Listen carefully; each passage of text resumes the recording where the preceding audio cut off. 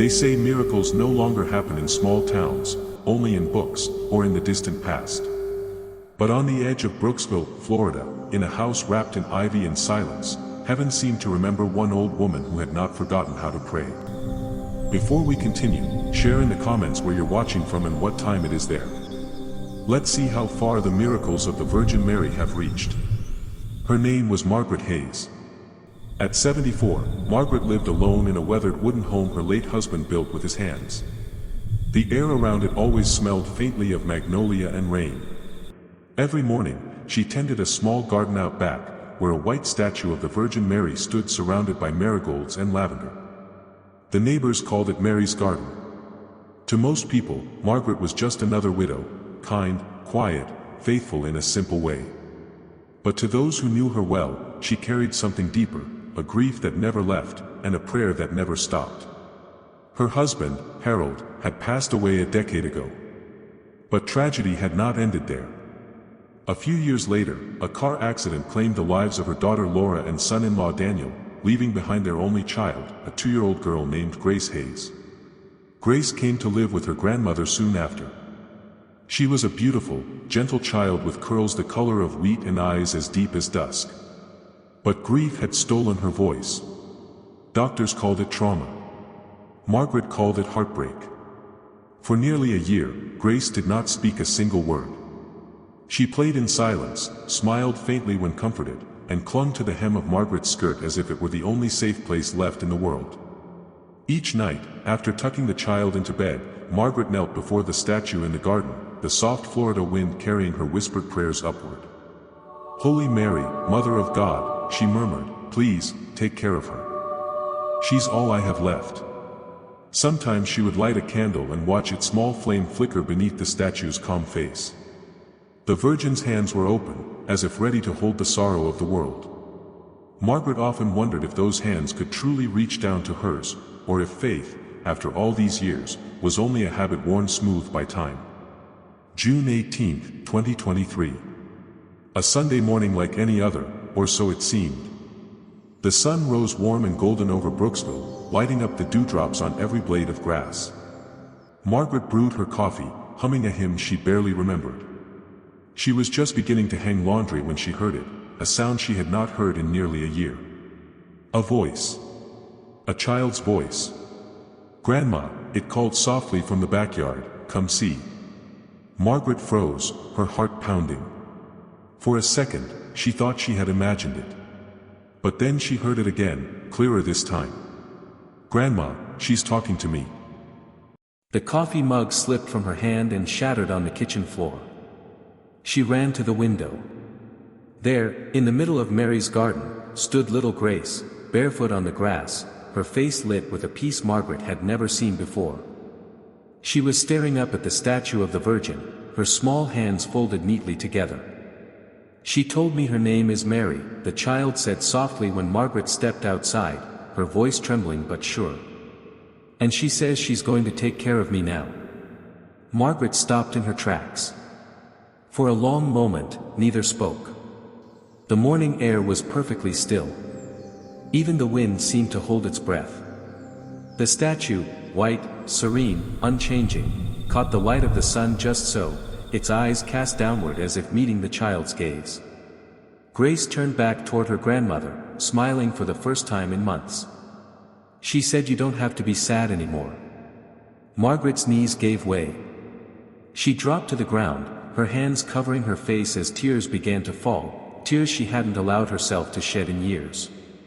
"Oh, my sweet Jesus," she whispered. "What are you showing me?" Grace knelt beside her, wrapping small arms around her neck. "Don't cry, Grandma." She said, "Mommy and Daddy are with Great-Grandpa Harold. They're happy now." The words struck like lightning through Margaret's soul. "How do you know that, Grace?" she asked, her voice breaking. The little girl smiled. "Mary told me." Later that day, Margaret sat in the garden long after the sun had set. She could still hear the echo of Grace's voice in her mind, so clear, so certain, as if heaven itself had borrowed a child's lips to speak. She tried to reason with herself. Perhaps it was coincidence, or a dream, or some fragile miracle born from grief. Yet deep inside, something in her heart stirred, a warmth she hadn't felt in years. Faith, long buried under sorrow, began to breathe again. That night, before bed, she whispered another prayer before the statue. "Mother Mary, if this is truly you, watch over her. Please.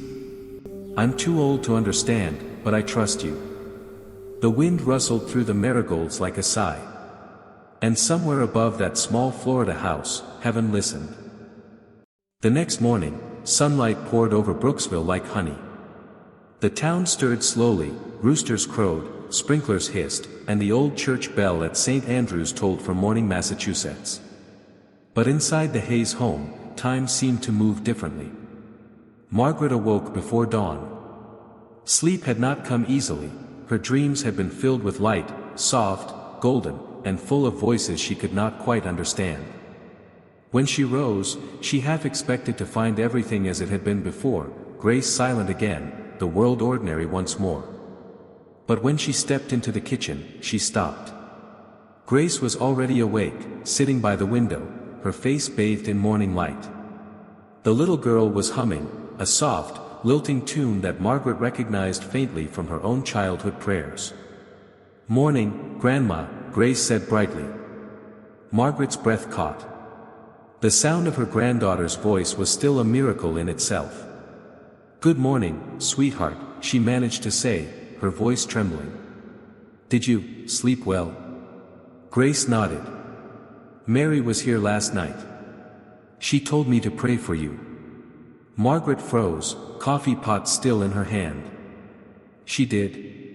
"Yes," Grace said simply. "She said your heart's been heavy for too long." Margaret set the pot down carefully and sat beside the child, her eyes searching Grace's face for any hint of mischief or imagination. But there was only innocence there, a calm assurance that did not belong to a child her age. What else did she say? Grace thought for a moment, swinging her small legs beneath the chair. "That Mommy and Daddy are in a garden like ours. Only bigger. And prettier. Great-Grandpa Harold is there too. He fixes the fences." Margaret's breath hitched. Harold had built the white fence in their backyard himself, years before. Grace had never known that. For the first time in a long while, Margaret felt something other than grief. She felt awe, holy, unsettling awe. By the end of that week, it was clear something extraordinary was happening. Every morning, Grace would sit near the statue, her lips moving softly, her eyes fixed on the Virgin's serene face. She spoke as if carrying on a conversation, pausing, nodding, sometimes smiling faintly as though listening. Margaret often watched from the porch, hands trembling, unsure whether to call a priest or a doctor. But each day, the little girl grew brighter, her eyes clearer, her laughter freer. One afternoon, as the Florida sun began to dip low, Grace came running into the kitchen, her hands cupped around something small. "Grandma, look." Margaret glanced up from her cutting board. "What is it?" Grace opened her hands to reveal a single white rose petal, fresh, dewy, though no roses grew anywhere nearby. "She gave it to me," Grace whispered. Margaret's heart raced. "Mary?" Grace nodded. "She said it's from her garden. It smells like heaven." Margaret leaned closer. The petal was indeed fragrant, sweet, unlike anything she had ever smelled. She placed it on the tablecloth reverently, her hands trembling. "Sweet Mother of God," she whispered. That evening, Margaret's neighbor Rosa Martinez stopped by. A kind Mexican woman with kind eyes and a limp from an old injury, she often brought tamales or flowers from her garden. "You look tired, Maggie," Rosa said gently, stepping inside. "Everything okay?" Margaret hesitated, unsure what to say. "You wouldn't believe me if I told you." Rosa smiled. "Try me." Margaret told her everything, the child's sudden voice, the strange calm, the rose petal. Rosa listened quietly, her hand over her heart. "My abuela used to say," Rosa murmured, when children speak to heaven, the world should listen. They still have the eyes of angels. She stood, wincing slightly from her leg. Would you mind if I prayed with Grace tomorrow? Maybe Mary will hear my prayer too. Margaret hesitated, then nodded. Of course. The next morning, Rosa arrived early. Grace sat by the statue, humming softly, as always. Rosa knelt beside her, clasping her hands. My lady, she whispered, you know my pain. If it be your will, take it from me. Grace looked up suddenly, her eyes filled with light. She says you'll be fine, Mrs. Rosa. You don't need your cane anymore. Rosa blinked, startled. Mija, what? Stand up, Grace said gently. Rosa hesitated. Then, slowly, she rose. Her cane slipped from her hand. And for the first time in years, she stood straight, without pain, without trembling. Her mouth opened, but no words came. Only tears. Margaret gasped, her hand flying to her mouth. Dear Lord. Rosa sobbed, pressing her palms together. Gracias, Madre Santissima. The following Sunday, Rosa walked into St. Andrew's without her cane. And by Monday, the whispers began. At first, it was curiosity. Then it became wonder. Then pilgrimage. People came, quietly at first, to the White House at the edge of town. They brought flowers, candles, and rosaries. Some just wanted to pray near the garden, others came seeking miracles of their own. Margaret didn't know what to do. She tried to keep her distance, telling herself it would pass, that this attention was too much for a little girl. But deep down, she knew something had changed, something holy had taken root right there in her backyard. The second miracle came only days later. A veteran named Thomas Rivera stopped by with his wife. Their daughter was in the hospital, 6 months pregnant and fighting for her life. They asked if Grace would pray for her. Grace listened quietly, then smiled. Don't be afraid, she said softly. Your daughter's baby will be born healthy. A girl. Her name will be Hope. Thomas and his wife exchanged confused glances. But, we haven't chosen a name yet, the woman whispered. Grace tilted her head. Mary already has. 2 weeks later, Thomas returned, tears in his eyes and a newborn photo in his hands. Her name's Hope, he said, voice breaking. My wife said she didn't even know why she said it. The doctors called her birth impossible. Margaret sat on the porch that night, staring at the statue bathed in moonlight. The Virgin's face seemed softer somehow, almost alive. Why us? She whispered. Why here? There was no answer, only the wind through the marigolds and the faint scent of roses that hadn't bloomed in years. But Margaret could feel it now, something sacred was unfolding, quiet and unstoppable, like grace finding its way into every crack of a weary heart. And in the heart of Brooksville, a miracle was taking shape. By midsummer, word had spread far beyond Brooksville. At first, it was whispers exchanged after Mass, the kind that start in the pews and end in the marketplace. Then came the curious visitors, strangers from neighboring towns who claimed they had heard about the little girl who talks to the Virgin. Within weeks, what had once been a quiet backyard became a gathering place for the hopeful, the skeptical, and the desperate alike.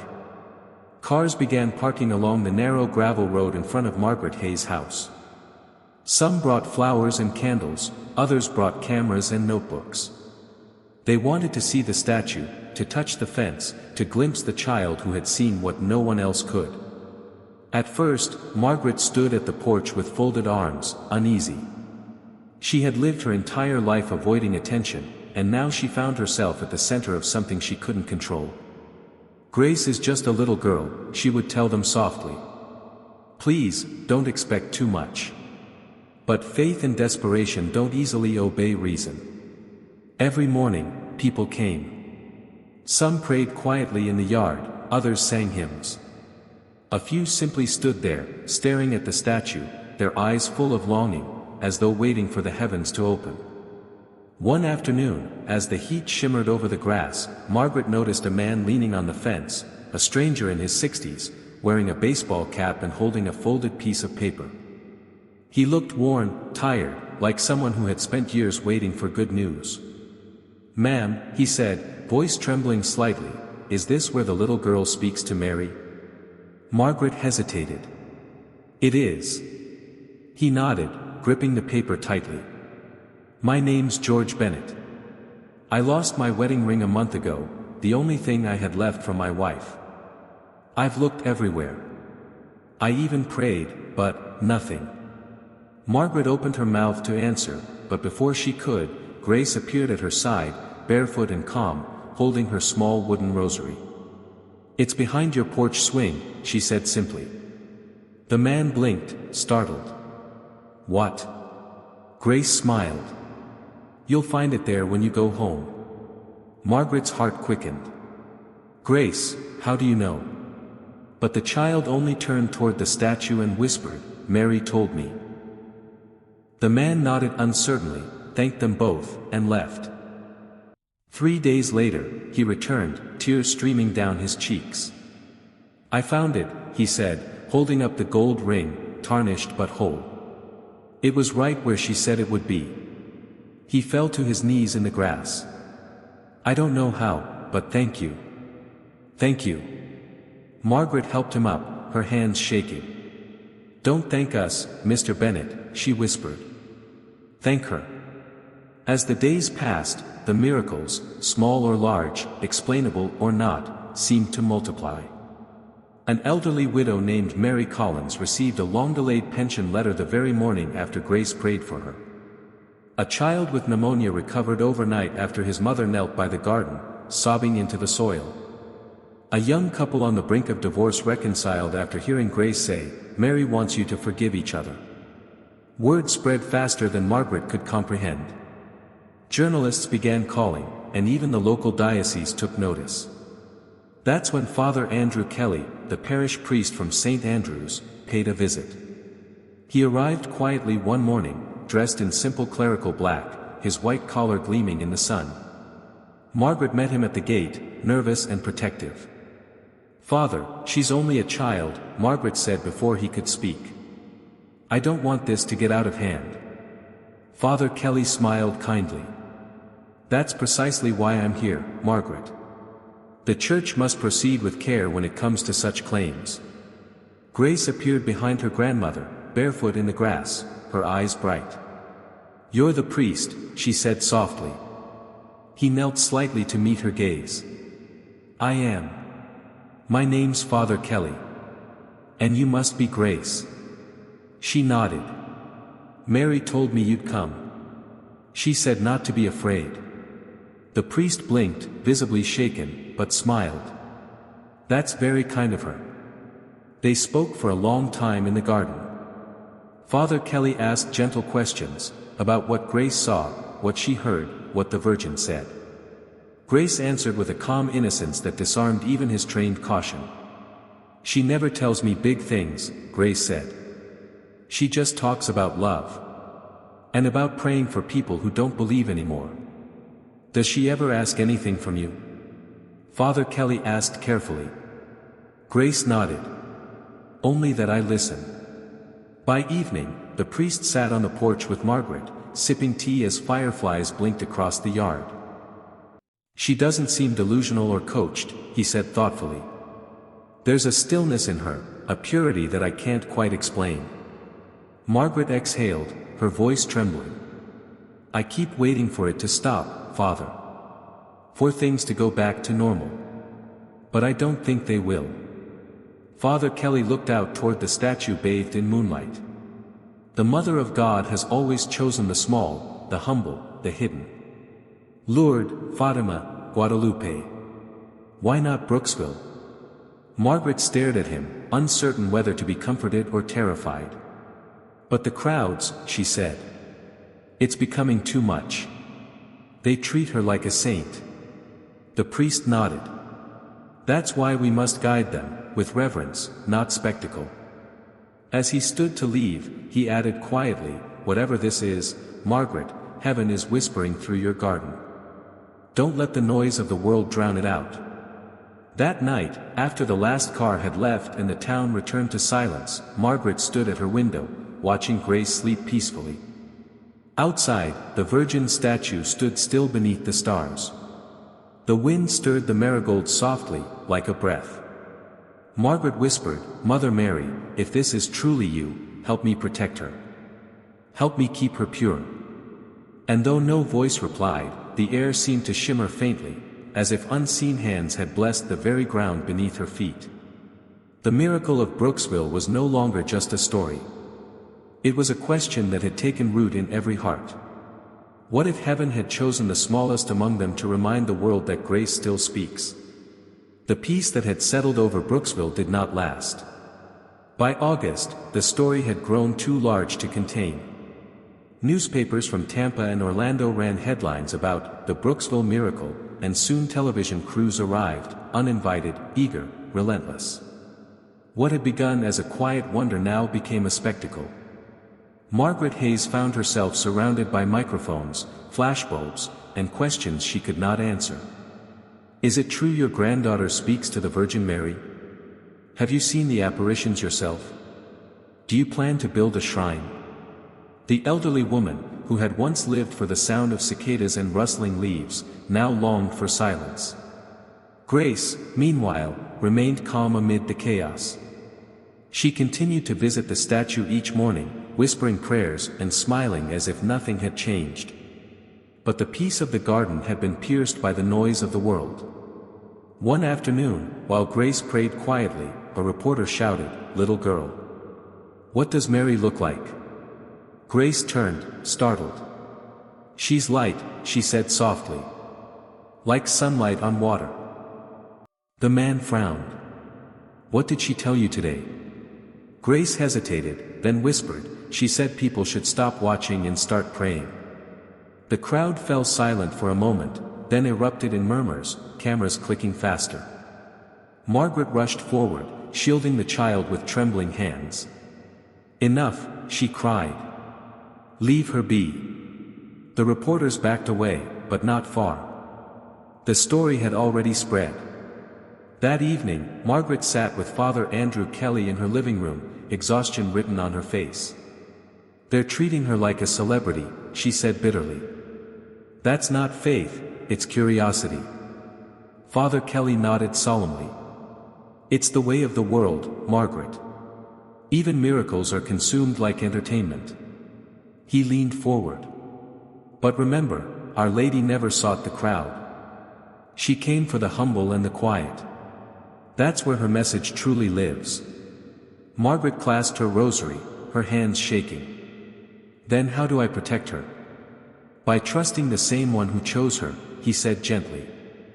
"If this is from God, He will guard it. If it's not, it will fade." The next day, the testing began. The Diocese of St. Petersburg sent investigators, a commission of theologians, psychologists, and clergy tasked with discerning the authenticity of Grace's visions. They spoke politely but methodically, asking question after question. How often does she see the Virgin? Does she enter any kind of trance? Could anyone have coached her? Margaret felt each inquiry like a pinprick to her soul. Grace, however, remained serene. She answered simply, with the honesty of a child untouched by guile. "Mary comes when people pray with love," she said softly. "When they don't, she's quiet." One of the investigators frowned. "So she only appears when you feel something?" Grace shook her head. "No. When they feel something. I just listen." There was something disarming in her simplicity, something that neither training nor theology could explain away. Despite the official investigations, not everyone believed.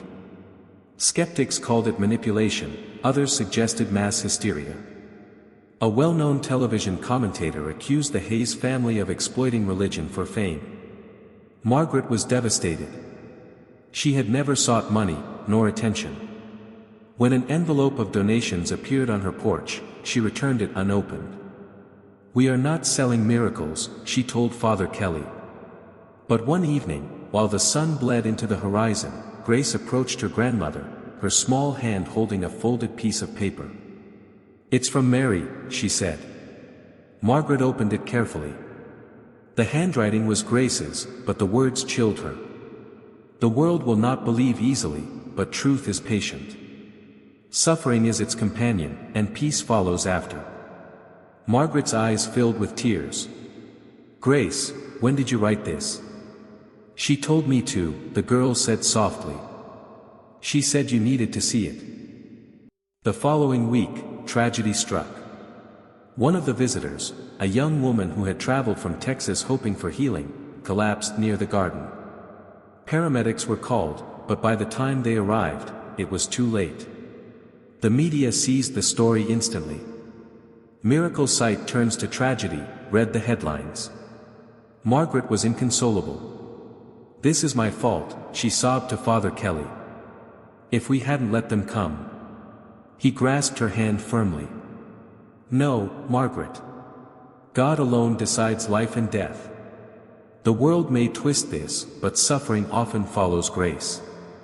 Remember Lord, Fatima, every vision was met with disbelief and pain."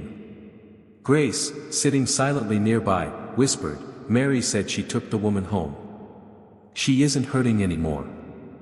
Those words pierced through Margaret's grief like sunlight through clouds.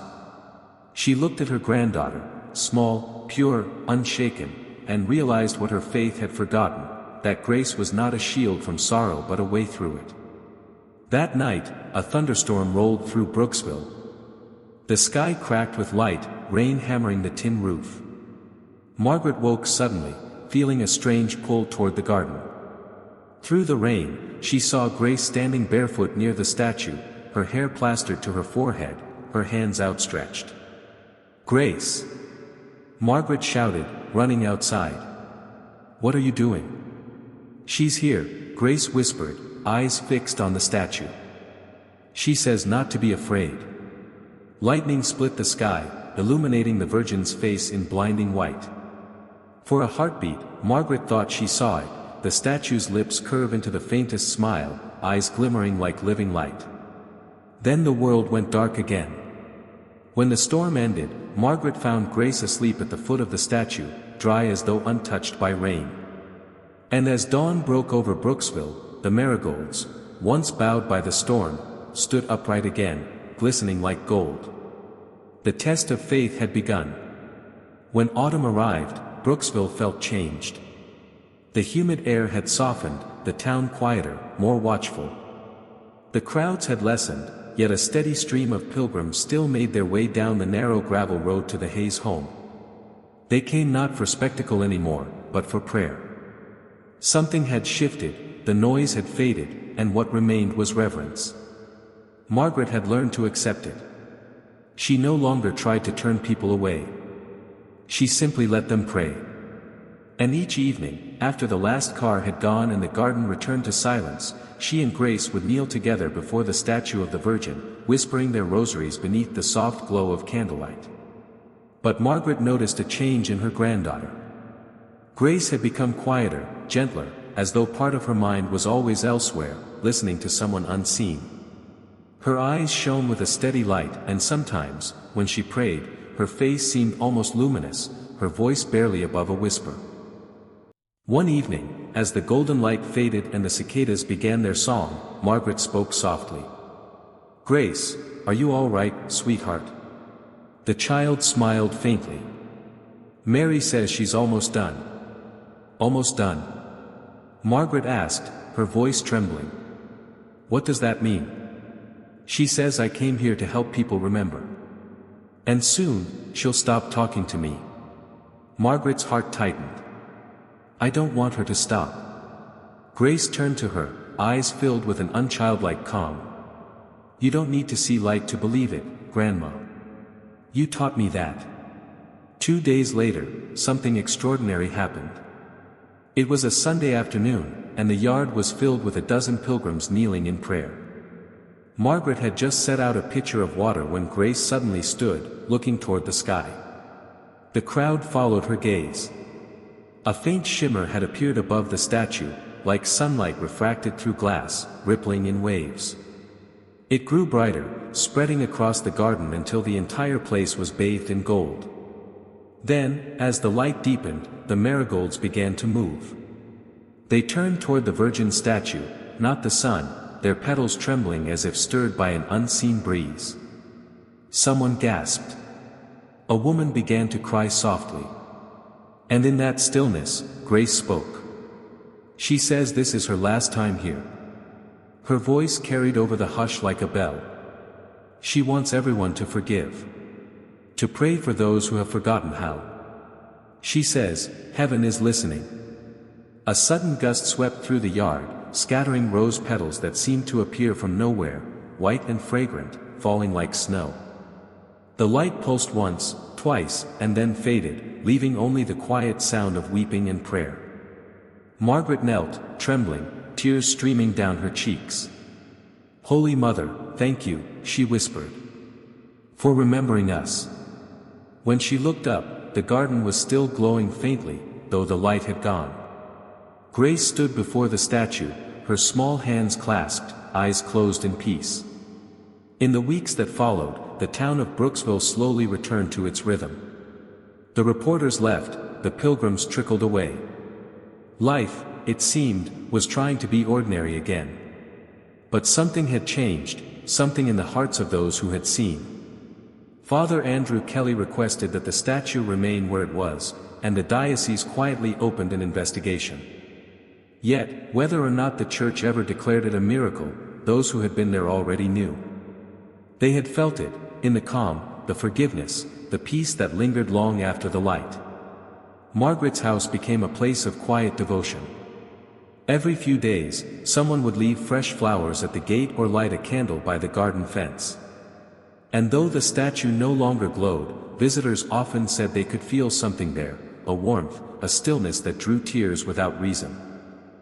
One winter evening, months after the final apparition, Father Kelly stopped by for tea. He found Margaret in her rocking chair, knitting a scarf for Grace. "How's our little saint doing?" he asked kindly. Margaret smiled faintly. "She's well.